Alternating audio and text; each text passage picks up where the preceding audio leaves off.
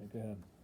'Twas the night before Christmas, when all through the house not a creature was stirring, not even a mouse.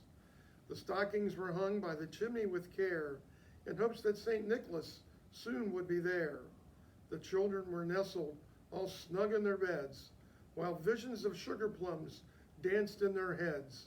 And Mamma in her kerchief, and I in my cap, had just settled down for a long winter's nap. When out of the lawn there rose such a clatter, I sprang from my bed to see what was the matter. Away to the window I flew like a flash, tore open the shutters and threw up the sash.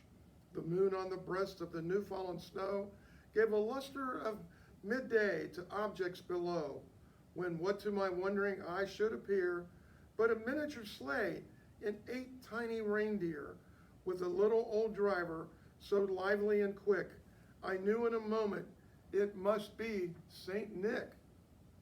More rapid than eagles, his coursers they came, and when he whistled and shouted and called them by name, now Dasher, now Dancer, now Prancer, now Vixen, on Comet, on Cupid, on Donner and Blitzen.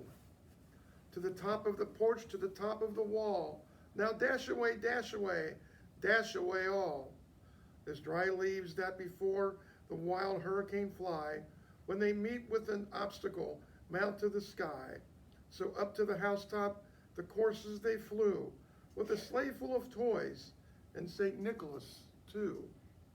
And then in a twinkling I heard on the roof the prancing and pawing of each little hoof. As I drew in my head and was turning around, down the chimney St. Nicholas came with a bound. He was dressed all in fur from his head to his foot, and his clothes were all tarnished with ashes and soot. A bundle of toys he had flung on his back, and he looked like a peddler just opening his pack. His eyes, how they twinkled, his dimples, how merry. His cheeks were like roses, his nose like a cherry.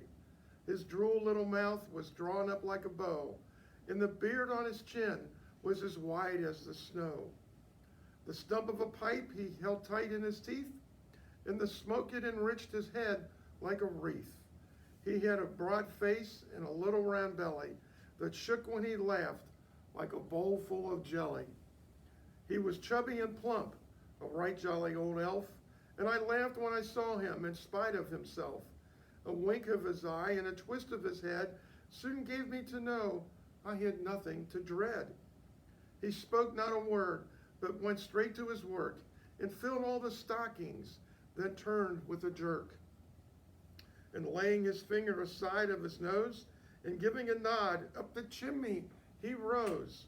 He sprang to his sleigh, to his team gave a whistle, and away they all flew like the down on a thistle.